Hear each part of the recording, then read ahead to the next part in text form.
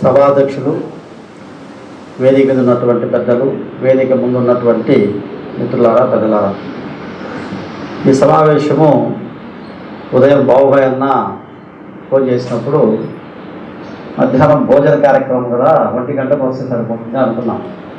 ఆ తర్వాత మళ్ళీ రెండోసారి ఫోన్ చేసి భోజనం ముందు ఇంకో కార్యక్రమం ఉంది, దానికి కూడా రావాల్సిందే అని చెప్పారు. దాంతో ముందుగా రావడం జరిగింది. ఇక్కడికి వచ్చిన తర్వాత బాబుభాయ్ అన్న మాట్లాడినటువంటి విషయాల్లో ప్రధానంగా ఇస్లాం విలువలు, అట్లాగే వాళ్ళ కార్యాచరణ, బయట ఉన్నటువంటి వక్రీకరణలు పటాపంచలు చేస్తూ అనేక విషయాలు మనం చెప్పారు. సంతోషం. అయితే మనం అందరం కూడా గమనించాల్సింది ఏమిటంటే, ప్రధానంగా హిందూ ధర్మం కన్నా చైతన్యవంతంగా క్రిస్టియన్ మతం, ఇస్లాం మతం ముందుకు వచ్చాయి. వాటికన్నా ఇంకా చైతన్యవంతంగా రెవల్యూషనరీగా బౌద్ధ మతం ముందుకు వచ్చింది. దానికన్నా ఇంకా రెవల్యూషనరీగా చైతన్యవంతంగా డాక్టర్ బిఆర్ అంబేద్కర్ రాసినటువంటి రాజ్యాంగం ముందుకు వచ్చింది. ఎన్ని వచ్చినా భావ చైతన్యంతో, చట్టాలతో సమాజంలో మార్పు అనేటువంటిది పెద్దగా రాదనేది మనకు అర్థమైంది ఈరోజు. ఎందుకంటే సమాజంలో ప్రజల యొక్క ఆర్థిక సమస్యలు ప్రధానంగా ప్రజలను ప్రభావితం చేస్తూ ఉంటాయి. ఎన్ని విలువలు చెప్పినా, ఎన్ని నీతి వాక్యాలు చెప్పినా, ఎంత భావ చైతన్యాన్ని నూరుపోసినా మనిషి ఎదుర్కొనేటువంటి రోజువారీ ఆర్థిక సమస్యలు ఏవైతే ఉన్నాయో వాటి ముందు అవి నిలబడలేకున్నాయి. అవి కుబేరవుతూ ఉన్నాయి. ఇది మనకు ఆచరణలో మనకు అర్థమైనటువంటి విషయం. రెండోది, మనం ప్రధానంగా గమనించాల్సిన విషయం ఏంటంటే, భారత ప్రజాస్వామ్యాన్ని ఇప్పుడు కాపాడుకోవాలనేటువంటిది అనేటువంటి ఏ పార్టీ కానీ సంస్థ కానీ కాకుండా అందరూ కూడా ఇప్పుడు ప్రజాస్వామ్యాన్ని భారతదేశంలో కాపాడుకోవాలని మాట్లాడుతూ ఉన్నాం. మరి ప్రజాస్వామ్యం అన్నప్పుడు భారత పార్లమెంటులో 543 మంది పార్లమెంట్ సభ్యులు ఉన్నారు. అందులో 503 శతకోటేశ్వరులు. దేశంలో ప్రజలు పేదవాళ్ళు, పాలకులు ధనవంతులు. ఈ వేరియేషన్ మనకు స్పష్టంగా కనపడతా ఉంది. మరి ధనవంతులు పేదలను పరిపాలించేటువంటి విధానం ఎలా ఉంది అనేటువంటిది మనం చూస్తే, పేదరికాన్ని పెంచుతూ ఉన్నారు, మధ్యతరగతిని పెంచుతూ ఉన్నట్టుగా చూపిస్తూ ఉన్నారు, కానీ కుబేర్లు పెరుగుతూ ఉన్నారు. ఇది కూడా మనకు స్పష్టంగా కిందికి టీ బంకు వరకు, ల్యాండీ షాప్ వరకు, బార్బర్ షాప్ వరకు 10 మంది పొద్దున్నే కూడేటువంటి ఏ సర్కిల్స్ ఉన్నాయో అక్కడ వరకు చేరిపోయింది.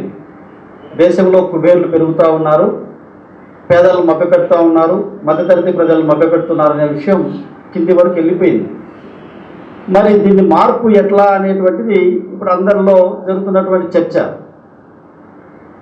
ఇప్పుడు మధ్యతరగతి ప్రజలను చిన్న పెట్టుబడిదారులుగా మార్చడానికి షేర్ మార్కెట్ వచ్చింది. షేర్ మార్కెట్లో 2 లక్షలు 3 లక్షలు వాళ్ళ సేవింగ్స్లో ఉన్నటువంటి డబ్బు తీసుకు పెట్టి నేను కూడా పెట్టుబడిదారు అనుకుంటున్నారు మధ్యతరగతి ప్రజలు. ఈ మధ్యతరగతి ప్రజల సంఖ్య కూడా 32 నుంచి 38 నుంచి రకరకాలుగా అంచనాలు వేస్తూ ఉన్నారు. కాబట్టి ఇంకా 38% మంది ప్రజల్లో నేను కూడా పెట్టుబడిదారు అనేటువంటి భావన మానసికంగా వచ్చిన తర్వాత పేదరికానికి వ్యతిరేకంగా పోరాటం అనే దాంట్లో వీళ్ళు ముందు తీసుకురావడం అనేటువంటిది మన ముందున్నటువంటి పెద్ద ఛాలెంజ్గా ఉంది. ఇది ప్రధానంగా మనకు కనపడుతున్నటువంటి విషయం. కాబట్టి మనం ఇప్పుడు బద్వేలు కాదు, మన కడప జిల్లాలో ఉండేటువంటి అన్ని ప్రాంతాలు కూడా చూస్తే వామపక్ష ఉద్యమాలు, భూ పోరాటాలు కానీ, ఇళ్ల స్థలాల పోరాటాలు కానీ కొన్ని వందల మంది, వేల మంది ₹1,00,000 నుంచి 10 లక్షల రూపాయల ఆస్తులు సంపాదించారు. పోరాటాల్లో దెబ్బలు తిన్నారు, మాతో పాటు అరెస్టులైనారు, జైలు జీతాలు అనుభవించినారు, కొంత ఆస్తిని పిల్లలకు వారసత్వంగా తీసుకురాగలిగినారు. కానీ మళ్ళా వాళ్ళకు ముందుకు వచ్చేటువంటి ఆర్థిక సమస్యలు అయితే ఉన్నాయో వాటిని నెరవేర్చుకోవడానికి మా చేయి వదిలేసి మళ్ళా ఇంకో చేయి పట్టుకుంటున్నారు. అంటే మనిషి యొక్క జీవితము, కుటుంబాల యొక్క జీవితం ఆర్థిక అంశాలతో ముడిపడి ఉంది. ఆర్థిక అంశాలు ఎక్కువ ప్రభావితం చేస్తున్నాయి వాళ్ళ ప్రవర్తనను, కార్యాచరణ అనేటువంటిది మనం గమనించాలా. కాబట్టి ఇప్పుడు ఇది ఒక అంశం అయితే, రెండోది నరేంద్ర మోడీ మన అలీన విదేశాంగాన్ని మార్చేశాడు. ప్రపంచ టెర్రరిస్ట్ దేశమైనటువంటి ఇజ్రాయెల్తో స్నేహం చేస్తున్నాడు. సామ్రాజ్యవాద దేశమైతే అమెరికాతో స్నేహం చేస్తున్నాడు. దేశంలో కూడా ప్రతిపక్షమే లేకుండా ఒకే పార్టీ అనేటువంటి వ్యవహారంగా ముందుకు పోతా ఉన్నాడు, అన్నీ ఒకటి అని. కాబట్టి భారతదేశంలో ప్రజాస్వామ్యం అనేటువంటిది ధనికులకు, పెట్టుబడిదారులకు, కార్పొరేట్లకు ఒక సౌకర్యంగా మారిందనేటువంటిది మనందరికీ తరతమ తేడాలతో కనపడతా ఉంది. ఇంకోటి కూడా ఏమిటంటే, అందరూ చదువుకుంటే ప్రజాస్వామ్యం బాగా అమలు జరుగుతున్నటువంటి భ్రమలు కూడా చాలామందికి ఉన్నాయి. చదువుకున్న వాళ్ళలోనే ఇప్పుడు ఈ మత ఛాందస్సము, మత మౌఢ్యము పెరుగుతూ ఉన్నాయి. కాబట్టి దీన్ని ఎలా డీల్ చేయాలనేటువంటిది ఏ రాష్ట్రానికి ఆ రాష్ట్రం, ఏ జిల్లాకు ఆ జిల్లాకు, ఏ పట్టణానికి ఏ ప్రాంతానికి, ఏ ఊరికి ఆ ఊరు మనం మోడల్స్ తయారు చేసుకొని మనం కార్యాచరణ రూపొందించుకుంటే తప్ప ఒకే రకంగా ఢిల్లీ నుంచి గల్లీ వరకు దీన్ని అమలు చేస్తే ఇట్లా పోతే ఇది మారుతుంది అనేటువంటి పరిస్థితి కనపడంలా.